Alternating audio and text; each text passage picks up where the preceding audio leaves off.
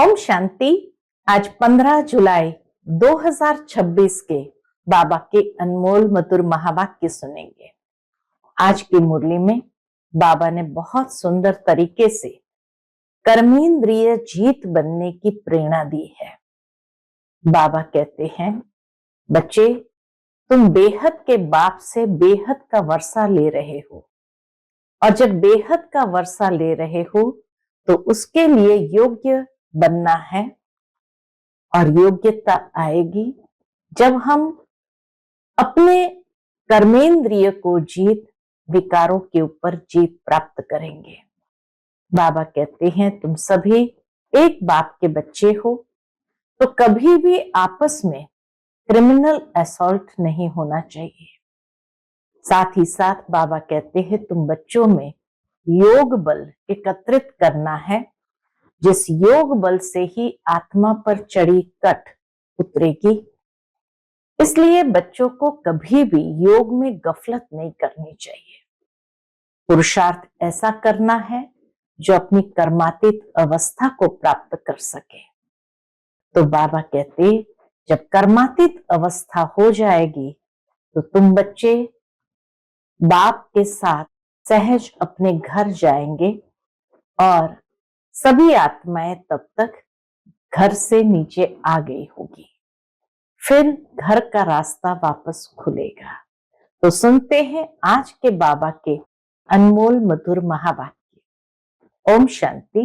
मीठे बच्चे, योग बल से ही आत्मा की कट निकलेगी, इसीलिए योग में कभी भी गफलत नहीं करो। आज की मुरली से प्रश्न है, बाप ने बच्चों को बेहद का वर्षा लेने की कौन सी युक्ति बताई जिसमें माया चारों तरफ विघ्न डालती है? उत्तर है, बाबा ने युक्ति बताई, बच्चे तुम ब्रह्मा कुमार कुमारियां एक बाप के बच्चे, आपस में भाई बहन हो। तुम कभी क्रिमिनल असॉल्ट नहीं कर सकते। भाई बहन विकार में नहीं जा सकते। तुम्हें शिव बाबा की मत पर चलकर बेहद का वर्षा लेना है, परंतु माया भी कम नहीं है। बाबा बच्चों को सावधान भी करते हैं, बच्चे माया भी कम नहीं है, चारों तरफ इसमें ही विघ्न डालती रहती है। हम भाई बहन हैं, एक बाप से वर्षा लेते हैं, ये भूल जाते हैं। आज की मुरली से पहले गीत बजा है, तुम्हें पाके हमने सारे जहां को पा लिया, जमीन तो क्या आसमान को पा लिया। ओम शांति। गीत का एक अक्षर ही काफी है। बच्चे जानते हैं, बेहद के बाप से बेहद का वर्षा मिलता है और कल्प कल्प मिलता है। यह भी बच्चे जानते हैं कि बेहद का वर्षा बरोबर भारत को मिला था, अब वह नहीं है, फिर से मिल रहा है। देखते हो, अभी तो स्वर्ग का वर्षा नहीं है, रावण द्वारा नरक का श्राप मिल रहा है। श्राप से मनुष्य दुखी होते हैं, वर अर्थात वर्षे से सुखी होते हैं। श्राप से दुखी होते हैं, वर अर्थात वर्षे से सुखी होते हैं। अब ब्राह्मण बच्चे जानते हैं, वह है बेहद का निराकार बाप, और प्रजापिता ब्रह्मा है बेहद का साकार बाप। शिव बाबा है बेहद का निराकार बाप, और ब्रह्मा बाबा है बेहद का साकार बाप। बेहद के साकार बाप प्रजापिता ब्रह्मा बिगर कोई होता नहीं। बेहद का साकार बाप प्रजापिता ब्रह्मा के बिना और कोई होता नहीं। बल गांधी जी को बापूजी कहते थे, परंतु कायदे सिर सारे मनुष्य सृष्टि का तो वह बापूजी हो न सके। गांधी को भी बापूजी कहते थे, लेकिन बाबा कहते सारे मनुष्य सृष्टि का बापूजी तो वो हो न सके। सारी निराकारी वर्ल्ड का बापूजी है शिव। निराकारी दुनिया का बापूजी है शिव। अभी तुम बच्चे जानते हो हम शिव बाबा के बने हैं। शिव बाबा ने आकर हमको अपना बनाया है। किस लिए बनाया है? वर्षा देने लिए। मधुबन आते हैं किसके लिए?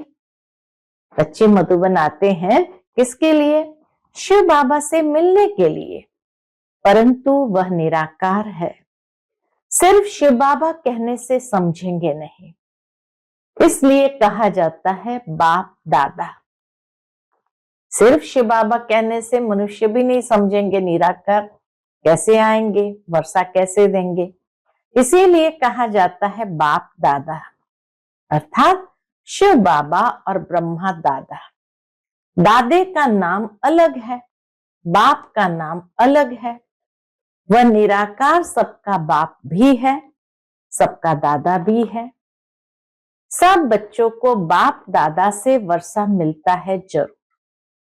बेहद के बाप से सबको वर्षा मिलता है।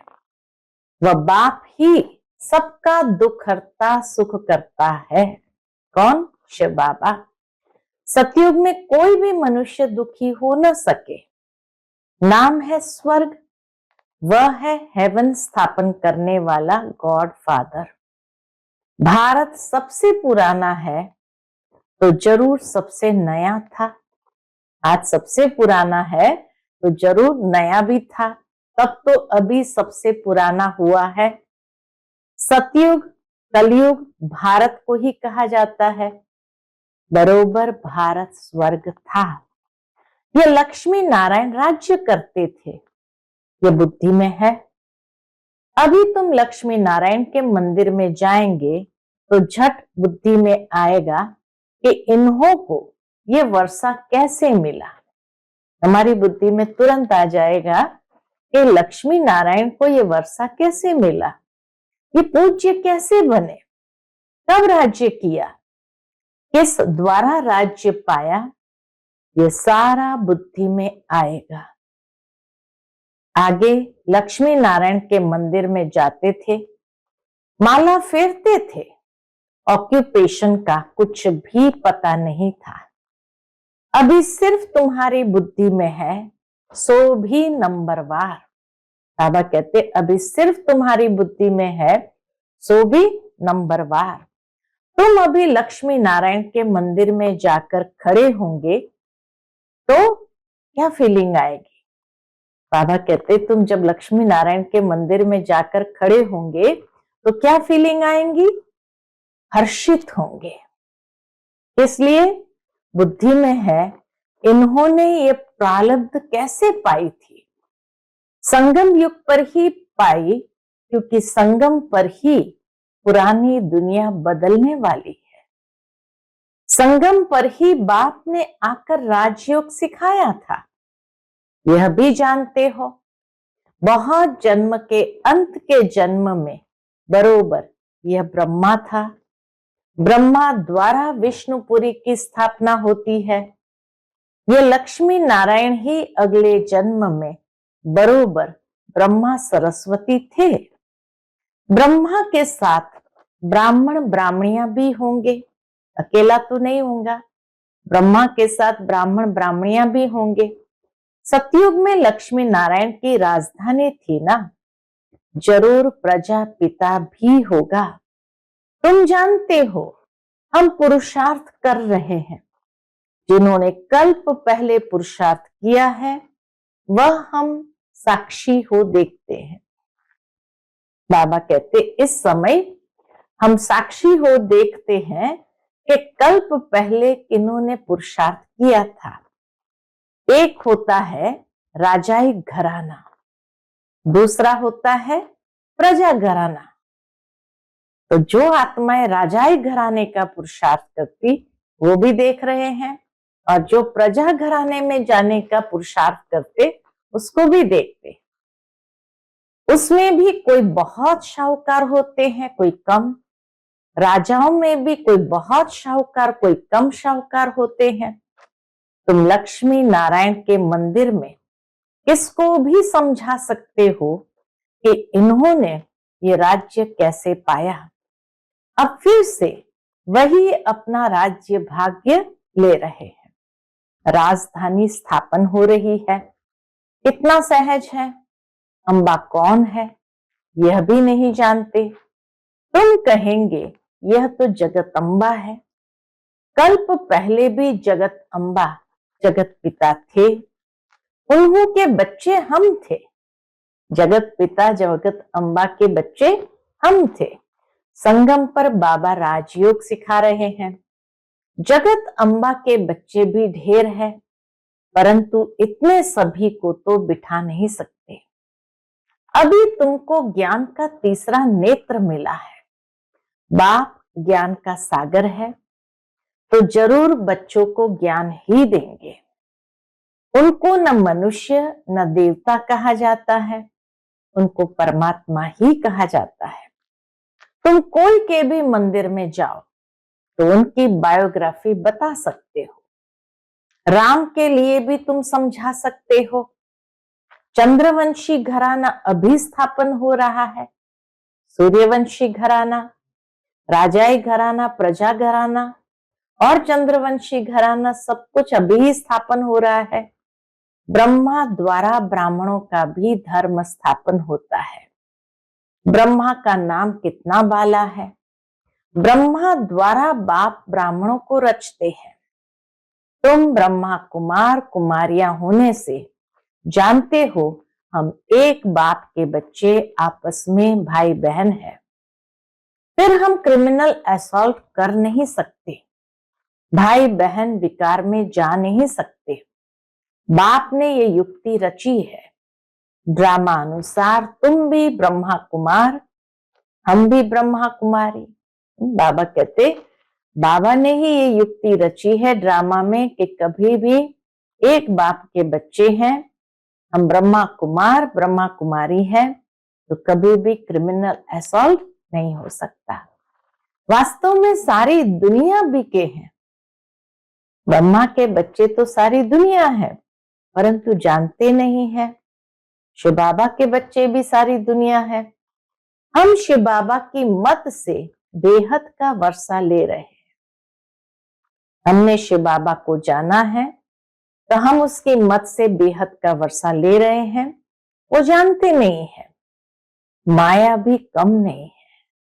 जब हम वर्षा लेते हैं तो बाबा कहते माया भी कम नहीं है, चारों तरफ विघ्न डालती रहती है। हम भाई बहन है, एक बाप से वर्षा लेते हैं, ये भूल जाते हैं। यह तो अच्छी रीति समझते हो। सतयुग में एक ही धर्म रहता है, बाकी सब धर्म खत्म हो जाने हैं। यह भी बच्चे जानते हैं।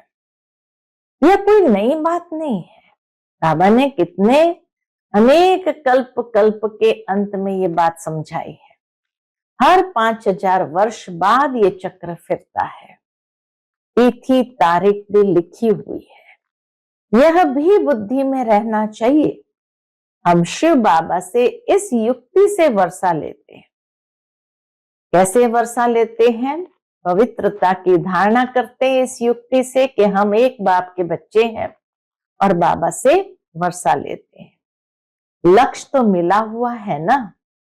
बाप को याद कर बाप से वर्षा लेना है। याद अर्थात योग बल से ही कट निकलेगी। इसमें कोई गफलत ना हो, इसलिए मुरलियां मिलती है। निश्चय बुद्धि पक्का है तो भल कहां भी चला जाए। बाबा कहते अंदर में निश्चय बुद्धि पक्का है तो कहां भी चला जाए।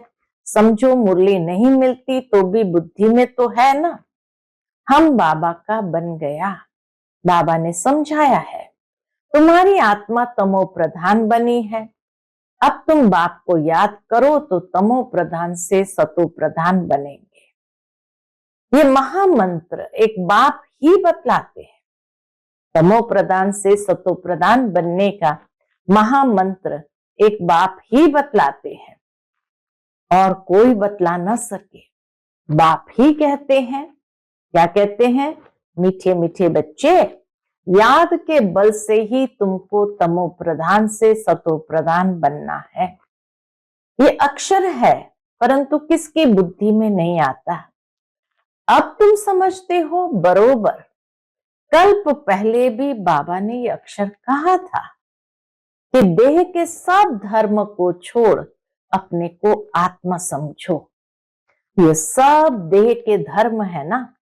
बाबा कहते ये सब देह के धर्म है ना, सबका बाप एक ही है।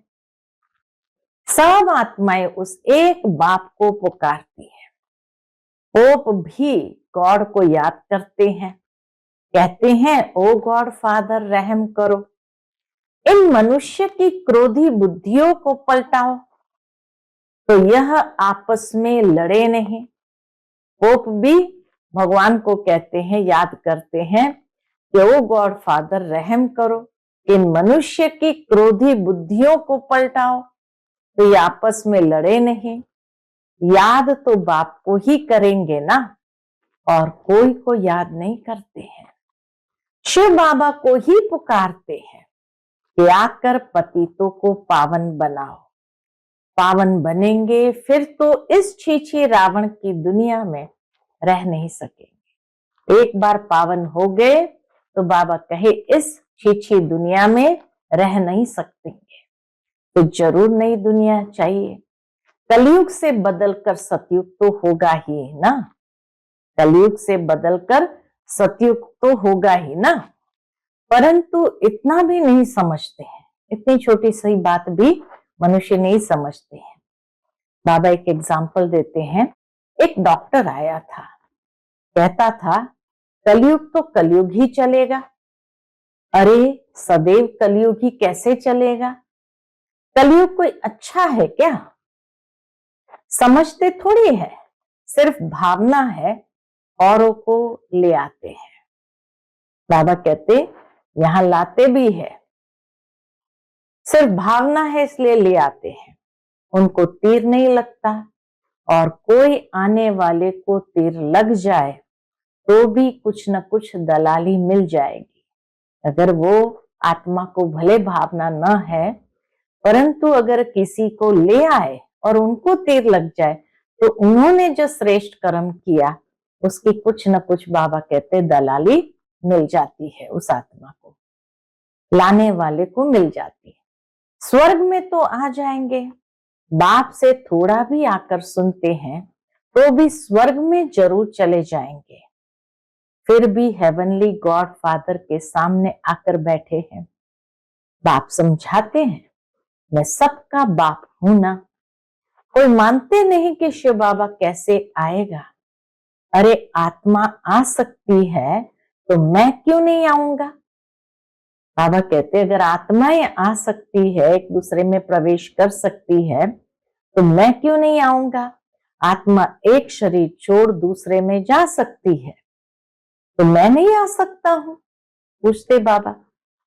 नहीं तो मैं कैसे आऊं? अगर नहीं आ सकते हैं परमात्मा तो कैसे आएंगे?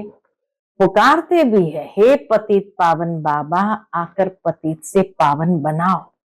बाप कहते मैं आता ही भारत में हूं, कल्प कल्प के संगम पर एक ही बार आता हूं। तुम जब 84 जन्म पूरे करते हो तो मैं आता हूं। तुम बच्चों को निश्चय है बाबा आया है फिर से वर्षा देने। बाप कहते मेरा धंधा ही है पुरानी दुनिया को बदलकर नई दुनिया स्थापन करना, ये बाबा का धंधा है।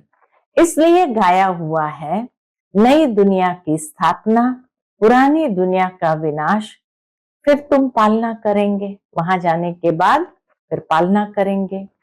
रोशनी मिली है ना। काली का मंदिर देखेंगे तो समझेंगे ये झूठा चित्र है। काली बरोबर जगदम्बा है, परंतु ऐसे भयानक रूप नहीं है। बंगाल में काली के आगे बलि चढ़ाते हैं, परंतु जानते कुछ भी नहीं है। बाबा कहते काली के आगे बलि चढ़ाते हैं, परंतु जानते कुछ भी नहीं है। जगत अम्बा के मंदिर में लाखों आते हैं, सदैव जैसे मेला ही है। छोटी सी मूर्ति रखी है ना, नाम रख दिया है जगत अम्बा। अब जगदम्बा तो एक होनी चाहिए। सिंध में काली का मंदिर कैसे बनाया था? बाबा स्मृति दिलाते हैं, सिंध में काली का मंदिर कैसे बनाया था। एक बार किले में बम फटा तो एक फकीर ने कहा, काली माता गुस्से हुई है। बस उसने जाकर वहां काली का मंदिर बना दिया। अब काली है कौन, कुछ भी नहीं जानते हैं। तुमको अब नॉलेज मिली है, ऐसी कोई चीज नहीं जिसको तुम न जानो। समझते हो बाबा से वर्षा ले रहे हैं तो पूरा पुरुषार्थ करना चाहिए ना। पहले नंबर का दुख तब शुरू होता है, कब? बाबा कहते हैं दुनिया में पहले नंबर का दुख तब शुरू होता है जब कुमार कुमारी शादी करते हैं। तुम्हें तो शादी करने का कभी ख्याल भी नहीं आना चाहिए। अब बाप कहते हैं रावण राज्य खत्म होना है। यह है विकारी गृहस्थ व्यवहार। देवी देवताओं के लिए गाते रहते हैं। ये किसको पता नहीं कि इन देवताओं को निर्विकारी बनाने वाला कौन है। सतयुग है संपूर्ण निर्विकारी दुनिया। शास्त्रों में फिर दिखा दिया कि वहां भी विकार थे, परंतु वह तो है ही वाइसलेस वर्ल्ड। विकारी दुनिया और निर्विकारी दुनिया में कितना फर्क है, यह बातें और किसकी बुद्धि में नहीं है। तुम जानते हो इन लक्ष्मी नारायण का जब राज्य था तो कितने थोड़े मनुष्य थे। एक ही धर्म था, फिर वृद्धि को पाया है। चक्र भी पूरा लगाना पड़े तब कहेंगे पूरी पृथ्वी का चक्कर लगाया। समुद्र का तो चक्कर लगा न सके। सतयुग में थोड़े हैं तो कितनी थोड़ी जमीन लेते हैं। सतयुग में थोड़े हैं तो कितनी थोड़ी जमीन लेते हैं। अब मनुष्य सृष्टि की हद पूरी होनी है, ऊपर में थोड़ी आत्माएं जो है वह भी आती रहती है। मनुष्य बढ़ते ही रहते हैं। जब वहां से भी आत्माएं आना पूरी होगी, बाबा कहे जब वहां से भी आत्माएं आना पूरी हो जाएगी, तुम कर्मातीत अवस्था को पाएंगे। फिर आत्माओं को शरीर छोड़कर जाना है। उनका आना तुम्हारा जाना होगा। थोड़े थोड़े आते रहते हैं। समझ की बात है ना। हम पहले पहले जाकर वहां रहेंगे। हमारे होते कोई रहना नहीं चाहिए। हमारे होते कोई रहना नहीं चाहिए। जब ऊपर परमधाम में जाएंगे तो वहां और कोई रहना नहीं चाहिए। ये विस्तार की बातें हैं। बच्चों को फिर भी बाप कहते हैं, अच्छा अपने प्यारे बाबुल को याद करो। कितना प्यार से बाबा कहते, अच्छा अपने प्यारे बाबुल को याद करो, तुमको फायदा है बाप को याद करने में। यह हिस्ट्री ज्योग्राफी तो मनुष्य बहुत पढ़ते हैं, बहुत दूर दूर जाते हैं, मून में भी जाते हैं। यह है साइंस का घमंड। अति में जाते हैं। मून में कुछ खड़ा थोड़ी है। तुम तो सूर्य चांद से भी पार जाते हो तो भी घमंड नहीं। वो मून तक जाते हैं तो भी घमंड में आ जाते हैं। यह नॉलेज तुम्हारी बुद्धि में अभी है। समझते हो ड्रामा प्लान अनुसार बाबा ये सब बतलाते हैं। बाप ही कहते हैं मैं तुमको पतित से पावन बनाता हूं। ये मेरा पार्ट है। भक्ति मार्ग में भी ये हमारा पार्ट है तो ड्रामा ना। जैसे तुम पाठधारी हो, मैं भी पाठधारी हूं। मेरा काम है तुमको पतित से पावन बनाना। जो कुछ करते हैं तो उनकी महिमा होती है ना। इन लक्ष्मी नारायण की कितनी महिमा है, परंतु उन्हों को ऐसा लायक किसने बनाया? ये सुखधाम के मालिक थे। अभी तो अनेक प्रकार के कितने दुख है। आज कोई मरा, झगड़ा हुआ, बल्कि इसके पास लाख करोड़ पदम है, परंतु अगर कोई बीमारी आदि आ जाती है तो क्या करेंगे? एक जन्म में पैसा देखने में आता है, परंतु ऐसा कोई नहीं है जिसको कोई दुख नहीं हो। हरेक को इस दुख की दुनिया में दुख जरूर है ही। किसी न किसी प्रकार का दुख सभी को होता है। अभी तो ये पैसे आदि सब मिट्टी में मिल जाने हैं, कोई काम भी नहीं आएंगे। अच्छा, मीठे मीठे सिकिलदे बच्चों प्रति माता पिता बाप दादा का याद प्यार और गुड मॉर्निंग। रूहानी बाप की रूहानी बच्चों को नमस्ते। हम सभी रूहानी बच्चों की रूहानी माता पिता बाप दादा को याद प्यार, गुड मॉर्निंग और नमस्ते नमस्ते। शुक्रिया बाबा, शुक्रिया। आज की मुरली से धारणा के लिए मुख्य सार है। पहली पॉइंट, कर्मातीत अवस्था को प्राप्त कर वापस घर जाना है, परंतु जाएंगे तब जब आत्माओं का आना बंद होगा। इस विस्तार को बुद्धि में रख एक बाबुल को प्यार से याद करना है।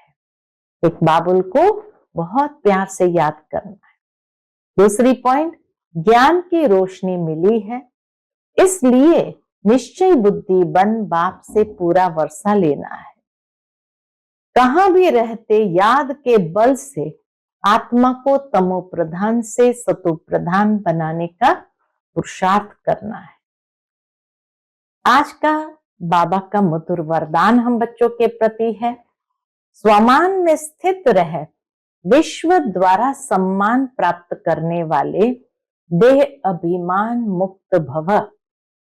स्वमान में स्थित रह विश्व द्वारा सम्मान प्राप्त करने वाले देह अभिमान मुक्त भव। पढ़ाई का मूल लक्ष्य है देह अभिमान से न्यारे हो, देही अभिमानी बनना। इस देह अभिमान से न्यारे अथवा मुक्त होने की विधि ही है सदा स्वमान में स्थित रहना। संगम युग के और भविष्य के जो अनेक प्रकार के स्वमान है, उनमें किसी एक भी स्वमान में स्थित रहने से देह अभिमान मिटता जाएगा। स्वमान में स्थित रहने से देह अभिमान मिटता जाएगा। जो स्वमान में स्थित रहता है उन्हें स्वतः मान प्राप्त होता है। सदा स्वमान में रहने वाले ही विश्व महाराजन बनते हैं और विश्व उन्हें सम्मान देती है। आज का स्लोगन है, जैसा समय वैसा अपने को मोल्ड कर लेना, यही है रियल गोल्ड बनना। जैसा समय वैसा अपने को मोल्ड कर लेना, यही है रियल गोल्ड बनना। आज का अव्यक्त इशारा है, ज्वाला स्वरूप स्थिति में रह शक्तिशाली याद का अनुभव करो। उसके अंतर्गत बाबा कहते, अभी निर्भय ज्वालामुखी बन, प्रकृति और आत्माओं के अंदर जो तमो गुण है उसे भस्म करो। तपस्या अर्थात ज्वाला स्वरूप याद, इस याद द्वारा ही माया व प्रकृति का विकराल रूप शीतल हो जाएगा। आपका तीसरा नेत्र ज्वालामुखी नेत्र माया को शक्तिहीन कर देगा। अच्छा, ओम शांति।